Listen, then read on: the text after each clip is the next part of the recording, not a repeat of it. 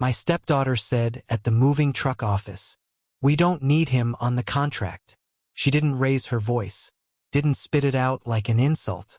Came quiet, matter of fact, like she was naming a fact I should have already known. I watched the man behind the counter blink twice, his pen hovering in midair. Then he looked at me. I didn't correct her. I didn't even clear my throat. I just nodded. Not out of agreement, but recognition.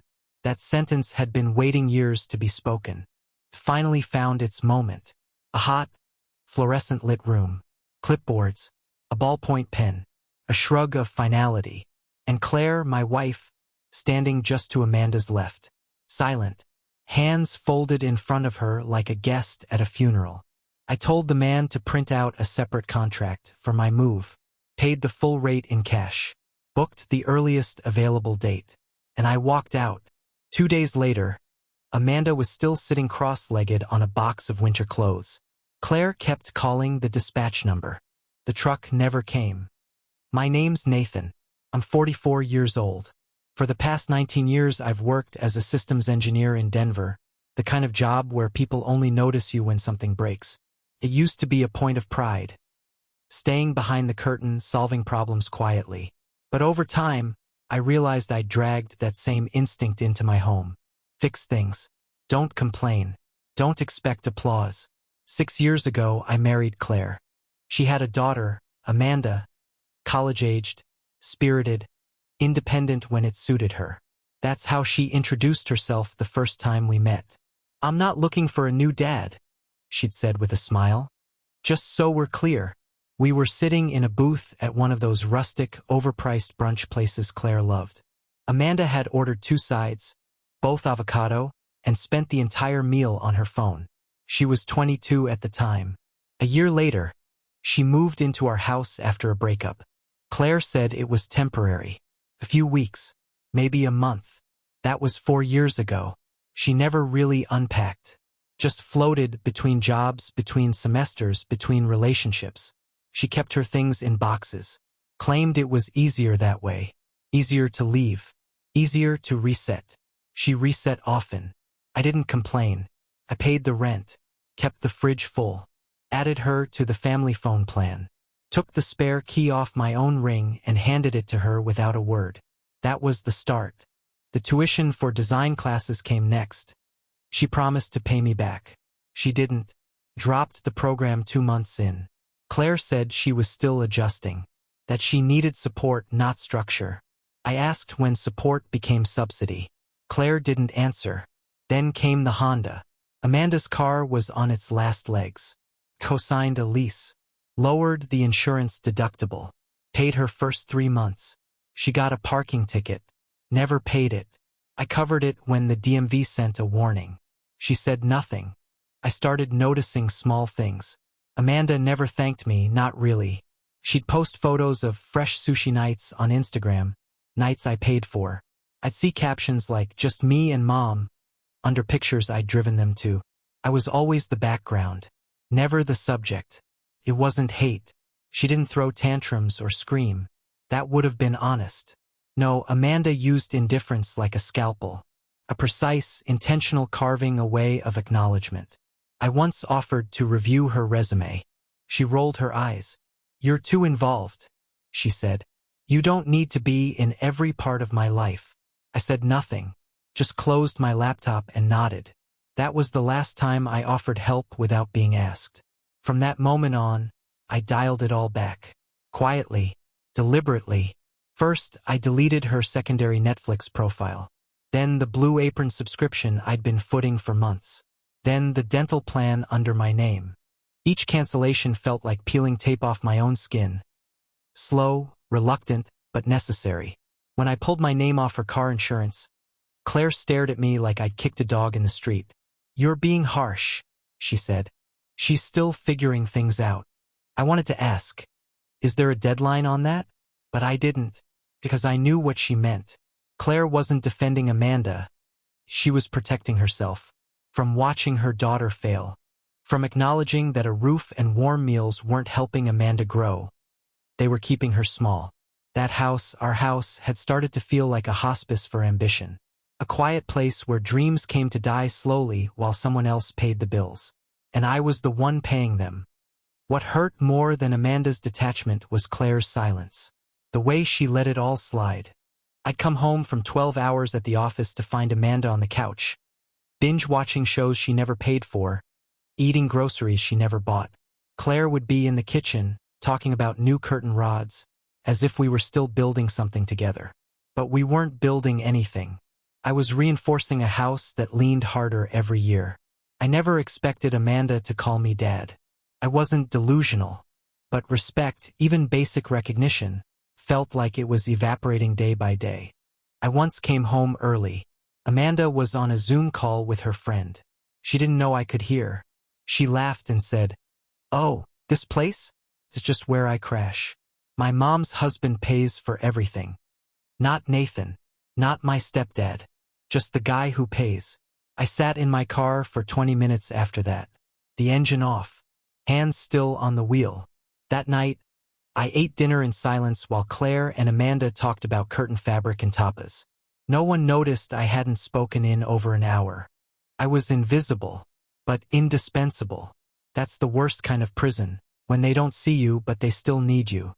I had thought maybe one day things would shift.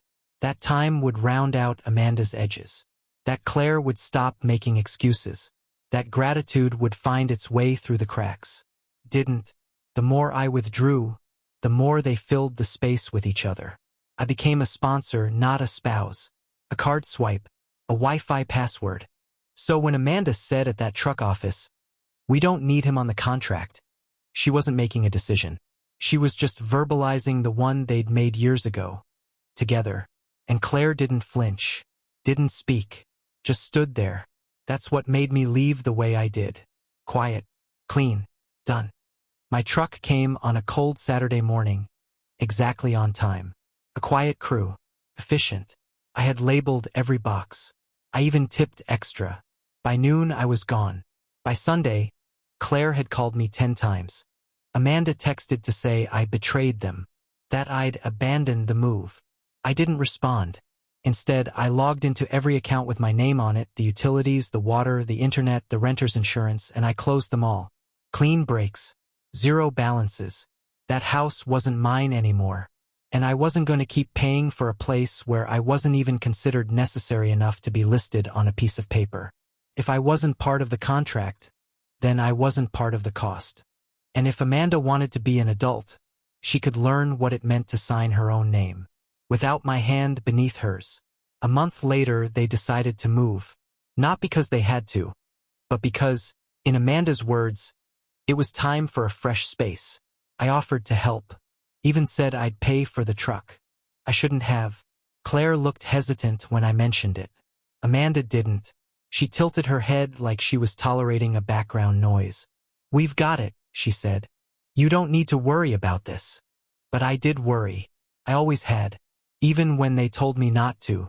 Because Claire and Amanda had never moved a house before. Not really.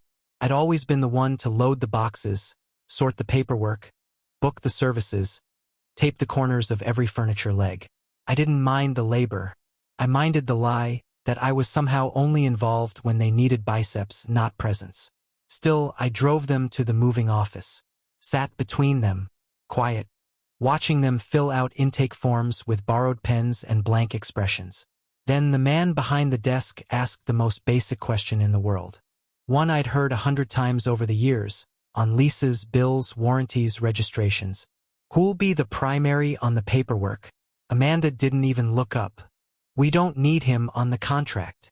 Not Nathan. Not my mom's husband. Just him." Claire stayed silent. Again. That silence was louder than Amanda's words. I turned. Looked at her for half a second. She didn't flinch. Didn't move her mouth. Didn't even blink. Just let it sit there. Like the decision had already been digested. So I stood. Turned to the man behind the counter. "I'd like to file my own move. Separate. Can we do that?" He hesitated. Looked between us. "Sure," he said slowly. "2 contracts. Just one," I said. "Mine." I paid in full. Requested earliest availability. Gave them a clean forwarding address. a one-bedroom downtown apartment leased under my name only. Then I walked out without another word. That was a Thursday. By Saturday morning, my truck arrived. Right on time. The full crew. I packed my life in 4 hours and watched the rest of the house shrink in the rearview. Theirs never came. Sunday dragged like an injured animal. By 10 a.m., Claire had called 6 times. By 2:12, Amanda sent a single message, venom bottled into one sentence. You left us stranded. You betrayed us. No, we're stuck. No, the truck's late. No, can you help? Just you betrayed us. That word, betrayal, lingered in my ear longer than it should have, like I had violated some sacred pact. But betrayal only exists between equals. I hadn't betrayed anyone. I just stopped pretending. By that evening, I was drinking black coffee in my new apartment. No dishes in the sink. No noise. Just my own breath and the low hum of the fridge. I opened my laptop, pulled up every utility login I still had access to. Electricity, canceled.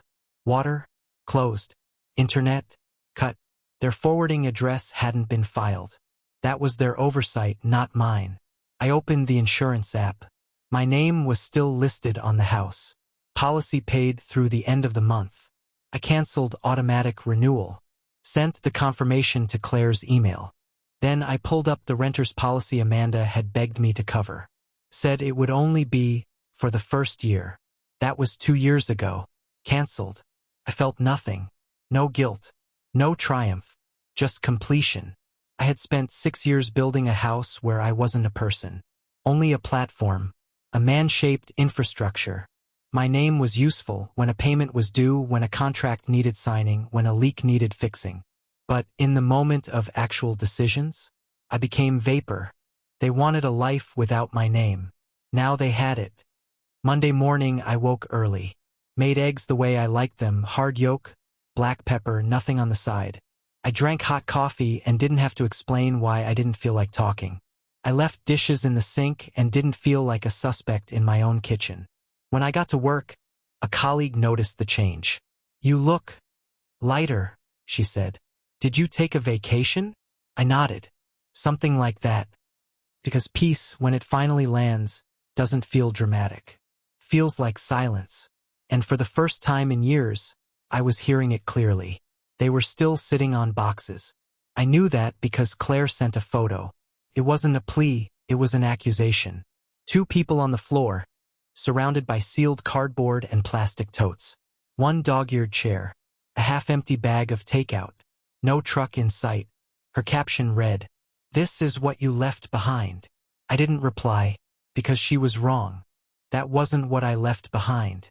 That's what I had carried. For years. Alone. And now the weight was where it belonged. That night, I sat on my balcony. Just me and the wind. No footsteps overhead. No lights left on in rooms I didn't enter. I watched downtown flicker with 1,000 strangers' lives and felt, for the first time in a long while, like mine belonged to me again. My phone buzzed around midnight. Amanda again. "We needed you, and you walked away." I stared at it, let it ring, then turned it off. Because that's not what happened. They erased me. All I did was stop writing myself back in. Monday, 9:12 a.m. I logged into the office VPN. Claire was still calling. The night before, she had left 5 voicemails. I didn't listen to any of them, just watched the icons pile up. Amanda had stopped texting by then. Her last message was short. "You're not a man. You're a coward." I read it twice, then deleted it. Not out of anger, but because it finally made sense. Amanda didn't want a stepfather. She wanted a servant who didn't ask questions. And when that servant stepped off the porch, she called it betrayal. But it wasn't betrayal. It was self-respect. I sat through my meetings like a man resurfacing from deep water. My screen shared clean code. My hands didn't shake. And for the first time in months, I didn't grind my teeth when someone asked for a change last minute. It was strange, the peace. A kind of silence that only comes when you realize no one can drain you anymore. Later that day, I heard from the moving company. Claire had tried to plead their case, but without a signed contract or deposit, they had nothing to go on. The truck was never booked. The date slot had passed. The office clerk said Claire became emotional. Amanda had raised her voice, demanded they fix it. But life doesn't run on emotions or demands.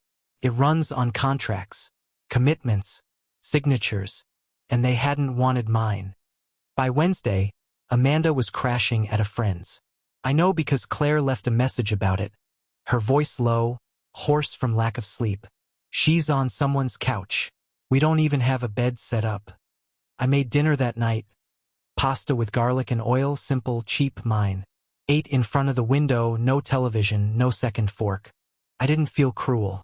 I felt released. I kept remembering Amanda's words at the truck office. We don't need him on the contract. Well, now she knew what life felt like without me on the paperwork. Claire showed up on Friday. No warning. Just a knock on the door, not urgent, not timid.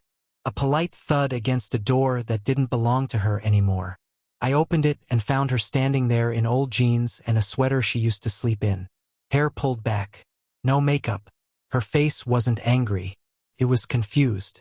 "You moved," she said, as if just realizing it. "You actually moved." I didn't respond. Just stepped aside and let her enter. She walked in slow, like she was entering a museum. Noticed the small things, a single coat on the rack, one pair of shoes. No second toothbrush in the bathroom. No framed photos. It was a life stripped of decoration. Just utility and air. "Where's your stuff?" she asked. "This is my stuff." She turned. Looked at me like I'd said something indecent. Then the tears came, not the wild kind, but the quiet ones. The kind that sneak down without asking permission. "You promised to be part of this family," she said. I nodded. "I was." "You said you'd be there for her." "I was." "No," she snapped. "You were just waiting for her to fail. You never believed in her. You were always looking for a reason to pull away." I wanted to laugh, but I didn't, because it was a strange thing being blamed for the absence they'd engineered. "You think I wanted this?" I asked. "You think I spent 6 years trying to earn your daughter's contempt?" Claire shook her head, arms folded, the way she always did when she wanted to believe she was right, even when she wasn't. "She's young. She's 26. She's still." She told a stranger I wasn't needed, and you said nothing. That silenced her. Finally, I walked to the window, looked down at the streetlights flickering on. "She made her choice," I said. "You did too. I just finally made mine." Claire's face twisted. Not with rage, but something deeper. Disappointment. Not at me. At herself. "I didn't think you'd go through with it." That was the truth. Wasn't it? They'd all assumed I would stay. That I'd keep paying, keep fixing, keep folding myself into corners. Just grateful to be tolerated. She looked around the room once more, then turned to the door. Her voice low. "So what now?" I didn't answer. I didn't owe her one. She left without saying goodbye. The next day, Amanda sent a voice message. Her tone wasn't angry anymore. It was something worse, entitled, "You're not really gonna abandon us," she said. "You're the adult." I played it twice. Let the words sink in. You're the adult. That's what they say when they need you, not when they respect you. She was right, in a way. I was the adult. That's why I left. Because adults don't live in homes where their names don't matter. Adults don't sign checks where they're told they're irrelevant. And adults don't stay where they aren't wanted just to be used. I still get bills forwarded to me sometimes, old ones, sent by mistake. Amanda's cell service, expired subscriptions, unpaid fees. I toss them in the bin. There's no one else to forward them to. The man who used to handle it, he doesn't live here anymore. Now I live alone. A one-bedroom with laminate floors and a small balcony. No joint accounts. No overlapping obligations. Just a single name on every page. Mine. There are no hallway arguments. No whispered complaints about how involved I am. No cold breakfasts where gratitude is treated like a favor. Just quiet. Just air. And most importantly, no illusions. I gave them every chance. And when the time came to sign, they made it clear. They didn't want me on the contract. So I walked away, not to punish, not to wound, but to be free. Amanda's voice message sat in my inbox for a week. I never answered it. I never deleted it either. Sometimes I'd replay the last sentence just to remind myself what kind of world they lived in. You're the adult. Not thank you. Not I'm sorry. Just you're the adult. It wasn't an apology. It was an instruction. A demand wrapped in faux responsibility. What she really meant was, you're the one who's supposed to keep giving even when we spit in your face. But here's the part no one talks about. The part they don't put in therapy books or soft sitcoms or blended family guides. Being the adult doesn't mean being the sacrifice. Claire tried again 2 weeks later. She didn't knock this time. She buzzed the intercom, waited 5 seconds, then let herself in when someone else left the building. She came up the stairs slowly. I heard her feet on the concrete. Each step a guilty echo. When I opened the door, she didn't speak. Just looked past me into the apartment like she was searching for proof that I hadn't started a new life yet. There's no furniture, she said finally. There's enough. She stood there in a beige coat that didn't suit her. Makeup half done. Hair combed back too tight. She looked smaller. I wanted to talk. In person. I let her in. She sat at the edge of the chair like a guest in a waiting room. She didn't touch anything. Didn't take off her coat. How is she? I asked. Claire looked up. Caught off guard. Amanda? No, I said. The dog. Her face broke for a moment. Almost smiled. Then straightened. She's fine. I nodded. She moved into a friend's spare room. Just until she gets things settled. She's looking for work. She could have done that 3 years ago. She's trying now. I didn't say what I was thinking. That effort born out of necessity isn't the same as growth. She looked at me like she wanted something. Not reconciliation. Not forgiveness. Just understanding. She didn't mean it, she said. I shook my head slowly. Yes, she did. Claire started to speak. I raised a hand. I don't need the apology, Claire. I need you to understand what it did to me. She looked confused, like she didn't realize there'd been a wound. I stood up, walked toward the window. Outside, the city was moving again. Cars, people, life. None of it waiting. You stood there, I said. When she said I wasn't needed. You didn't argue. You didn't blink. You didn't even shift your weight. Claire exhaled through her nose. It all happened so fast. It wasn't fast. It was built. Over years. Brick by brick. Every time you let her dismiss me. Every time I had to repeat myself through your voice just to be heard. Every time you told me I was overreacting. She didn't respond. Just stared at her hands. Do you remember? I asked. When I fixed her laptop at 2 a.m. So she wouldn't fail that online class? Claire nodded. She never even said thanks. And you told me not to make a big deal out of it. She was stressed, she said. No, she was ungrateful. And you defended it. She blinked fast. Her mouth opened, then closed. That house, I said, was a system, and I was the battery. You just assumed I'd keep running no matter how often I got drained. Claire swallowed. Her voice cracked when she spoke again. She's my daughter. I know. I didn't want to choose. You did choose. Silence. After that, we talked logistics. There were still things in my name. An old storage unit, a duplicate credit card I'd forgotten existed. I told her to cancel them. Everything left in the storage unit was theirs. She nodded, eyes red, nose pink, voice low. She never asked to come back. That surprised me. I think somewhere deep down, she knew the bridge wasn't just burned. It had been dismantled piece by her own inaction. Before she left, she stood in the doorway for a long time, like she was trying to memorize the man who used to carry her world. Do you hate us? She asked. I looked her in the eye. No. A pause.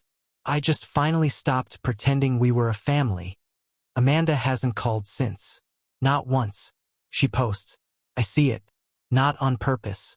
Sometimes her public profile pops up. New apartment. Mismatched chairs. 2 part-time jobs. Dog still healthy. No mention of the man who paid for her failed classes, her phone bills, her car. No mention of the stepfather who once skipped a week of meals so she could keep her spot in a course she dropped 2 months later. But that's okay. Because here's what I've learned. Some debts don't get repaid. Not with money. Not with apologies. Not even with time. Some debts just rot where they were buried, in silence. My apartment is quiet.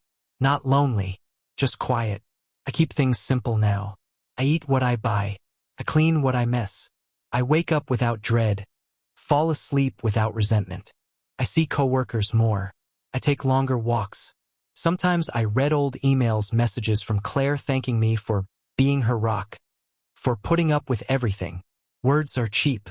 Especially when they cost me years. She meant them once. I believe that. But belief doesn't pay interest on what was taken. What do I miss? Sometimes the smell of her hair. The sound of the front door clicking shut behind Amanda when she came home too late.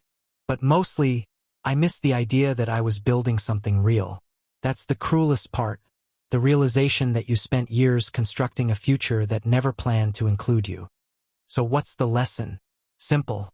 You can't save people who write you out of the story. You can't invest in a family where your name's just a silent donor. And you can't keep calling it love when it only flows one way. I gave. For 6 years. Not because I had to. Because I believed it mattered.